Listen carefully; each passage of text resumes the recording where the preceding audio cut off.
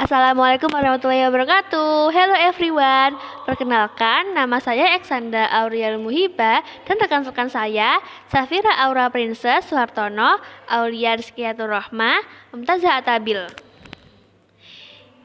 Di sini kami akan menerangkan tentang kimia inti. Yang pertama ada visi inti kimia.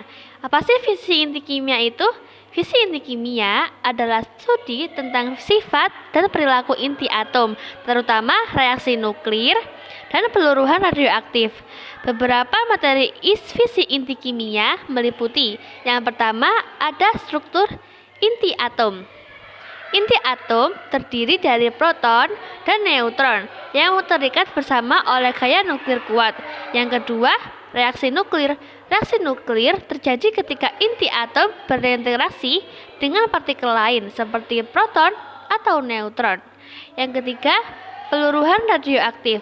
Peluruhan radioaktif adalah proses di mana inti atom tidak stabil, memancarkan partikel dan energi untuk mencapai kestabilan. Yang keempat, aplikasi teknologi nuklir. Teknologi nuklir memiliki banyak aplikasi dalam bidang energi, kesehatan, pertanian, serta industri. Yang kelima, keselamatan nuklir. Keselamatan nuklir sangat penting untuk mencegah kecelakaan nuklir dan melindungi lingkungan serta manusia dari paparan radiasi berbahaya. Yang kedua ada sifat reaksi inti fisi. Jadi, sifat reaksi inti fisi meliputi yang pertama, energi yang dihasilkan. Reaksi nuklir dapat menghasilkan energi yang sangat besar dibandingkan dengan reaksi kimia biasa. Yang kedua ada radioaktivitas. Reaksi nuklir dapat menghasilkan produk radioaktif dan dapat membahayakan lingkungan dan manusia. Serem banget gak sih? Yang ketiga, pengendalian reaksi. Reaksi nuklir harus dikendalikan dengan hati-hati untuk mencegah terjadinya kecelakaan nuklir. Yang keempat, waktu paruh. Waktu paruh adalah waktu yang dibutuhkan untuk separuh dari jumlah isotop radioaktif untuk meluruh menjadi isotop yang lebih stabil. Yang kelima, efek radiasi. Radiasi sendiri memiliki efek yang dihasilkan oleh reaksi nuklir, dapat membahayakan kesehatan manusia jika terpapar dalam jumlah yang cukup besar. Selanjutnya yaitu transmutasi. Transmutasi inti adalah proses di mana jenis dan jumlah atom dalam suatu bahan dapat diubah melalui reaksi nuklir. Transmutasi inti juga dapat dilakukan untuk mengubah limbah nuklir menjadi bahan yang lebih stabil dan aman untuk dibuang. Namun, proses transmutasi inti memerlukan teknologi yang kompleks dan mahal, serta memerlukan pengendalian yang ketat untuk menghindari resiko keselamatan yang signifikan. Itu radiasi. Radiasi dapat memiliki dampak biologis yang signifikan pada organisme hidup. Radiasi dapat merusak sel-sel dalam tubuh, menyebabkan kerusakan DNA, dan meningkatkan risiko terjadinya kanker. Oleh karena itu, penggunaan teknologi transmutasi inti harus dilakukan dengan hati-hati dan dengan memperhatikan risiko, keselamatan, dan dampak lingkungan yang mungkin terjadi. Isotop kimia inti merupakan isotop yang memiliki jumlah proton yang sama, tetapi jumlah neutron yang berbeda dalam inti atomnya. Penggunaan isotop kimia inti memiliki berbagai aplikasi di berbagai bidang, termasuk dalam ilmu pengetahuan, kedokteran, dan industri. Berikut adalah beberapa contoh isotop kimia inti. Contoh yang pertama yaitu dalam bidang pengobatan dan diagnosis medis. Beberapa isotop kimia inti digunakan dalam prosedur diagnosis dan pengobatan medis. Misalnya, isotop radioaktif iodin digunakan dalam terapi untuk mengobati kanker dan tiroid. Yang kedua yaitu penelitian dan ilmu pengetahuan.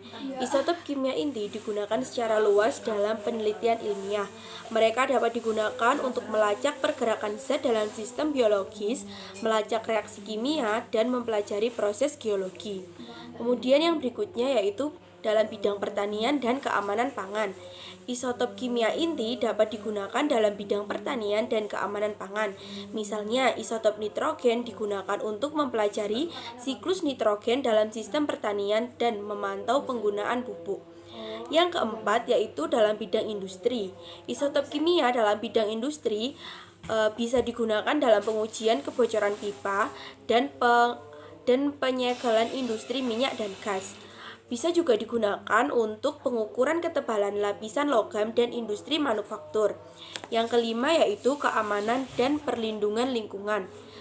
Teknik isotop juga digunakan dalam keamanan dan perlindungan lingkungan.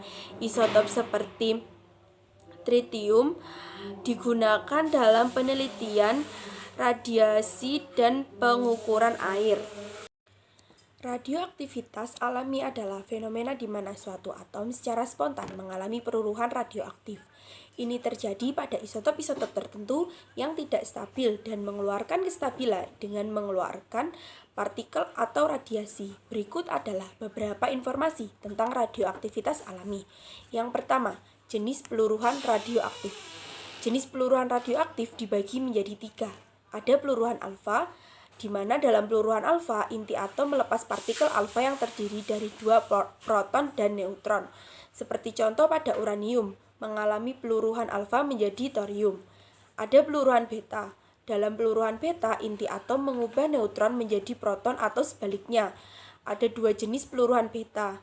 Beta minus, neutron mengubah proton dengan melepaskan elektron, dan beta plus, proton mengubah menjadi neutron dengan melepaskan positron. Ya, ada juga peluruhan gamma. Setelah peluruhan alfa dan beta, inti atom seringkali dalam ekstraksi tinggi untuk mencapai kestabilan inti atom melepaskan energi berupa sinar gamma. Peluruhan gamma seringkali terjadi bersamaan dengan peluruhan alfa dan beta. Informasi yang kedua yaitu paruh waktu. Paruh waktu adalah waktu yang diperlukan untuk setengah jumlah isotop radioaktif tertentu mengalami peluruhan radioaktif. Setiap isotop memiliki paruh waktu yang unik yang bervariasi dari beberapa detik hingga miliaran tahun. Adapun yang ketiga yaitu contoh isotop radioaktif alami. Beberapa contoh isotop radioaktif alami dan umum meliputi uranium.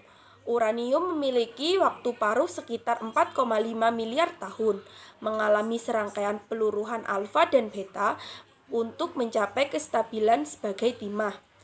Ada juga kalium. Kalium memiliki waktu paruh sekitar 1,3 miliar tahun, mengalami peluruhan beta minus untuk menjadi argon. Ada thorium.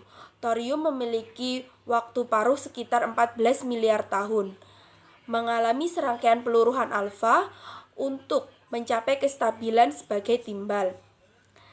Yang keempat adalah dampak dan aplikasi. Radioaktif alami memiliki dampak penting dalam ilmu pengetahuan, termasuk dalam penanggalan radiometrik yang digunakan untuk menentukan usia benda-benda arkeologi dan geologi. Selanjutnya yaitu stabilitasi inti. Inti menempati bagian yang sangat kecil dari volume suatu atom, tetapi mengandung sebagian besar massa dari atom karena baik proton maupun neutronnya berada di dalamnya. Dalam mengkaji stabilitas inti atom, ada baiknya kita mengetahui tentang kerapatannya, agar kita menyadari betapa kerapatnya semua partikel itu dikemas. Kerapatan yang sangat tinggi dari inti membuat kita ingin tahu apa yang membuat partikel-partikel tersebut begitu rapat. Interaksi saat elektrolis diketahui bahwa muatan sejenis saling tolak dan muatan tak sejenis saling tarik-menarik. Stabilitas semua inti ditentukan oleh selisih antara tolakan elektrolistik dan tarikan jarak pendek. Jika tolakan melampaui tarikan, inti terdisintegrasi atau meluruh, memancarkan partikel dan atau radiasi. Jika tarikan melampaui tolakan, inti menjadi stabil. Baik, saya akan melanjutkan materi tentang faktor stabilitas inti. Faktor utama yang menentukan suatu inti stabil atau tidak ialah perbandingan neutron terhadap proton N per P. Atom stabil dari unsur yang mempunyai nomor atom rendah, nilai N per P mendekati 1. Meningkatnya nomor atom, perbandingan neutron terhadap proton dari inti stabil menjadi lebih besar dari 1.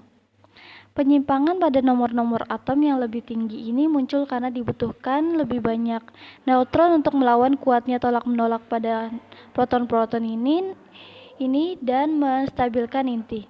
Kestabilan inti tidak dapat diramalkan. Namun, ada beberapa aturan berikut yang berguna dalam memprediksi stabilitas inti adalah: yang pertama, inti yang mengandung bilangan ajaib 2, 8, 20, 50, 82 dan 126 proton atau neutron. Yang kedua, inti dengan bilangan genap proton dan neutron. Yang ketiga, semua isotop dengan nomor atom lebih besar dari 83 bersifat radioaktif. Yang terakhir ditentukan oleh proton dan neutron. Fusi inti kimia. Reaksi fusi merupakan suatu penggabungan inti-inti ringan menjadi inti baru yang lebih berat. Reaksi ini hanya berlangsung pada suhu tinggi, yaitu juta derajat Celcius. Untuk memperoleh energi aktivasi agar inti-inti ringan dapat bergabung. Dalam proses penggabungan ini dihasilkan energi yang besar. Diperkirakan energi yang dipancarkan matahari adalah hasil fusi nuklir inti hidrogen menjadi inti helium. Reaksi fusi terjadi pada bom hidrogen yang energi aktivitasnya diperoleh dari reaksi fisi yang terjadi dalam bom. Sebagai sumber energi, penggunaan reaksi fusi lebih menguntungkan karena energi yang dihasilkan lebih besar dan tidak menghasilkan isotop radioaktif. Isotop yang dihasilkan bersifat stabil, misalnya helium. Kesulitannya, reaksi fusi terkontrol perlu tempat yang dapat menahan suhu tinggi, yaitu di atas 50 juta derajat Celcius sampai dengan 200 juta derajat Celcius. Demikian materi yang dapat kami sampaikan. Sedikit kata-kata, pengetahuan tidaklah cukup, maka kita harus mengamalkannya. Niat pun tidaklah cukup, maka kita harus melakukannya. Thanks for watching. Bye guys. Wassalamualaikum warahmatullahi wabarakatuh.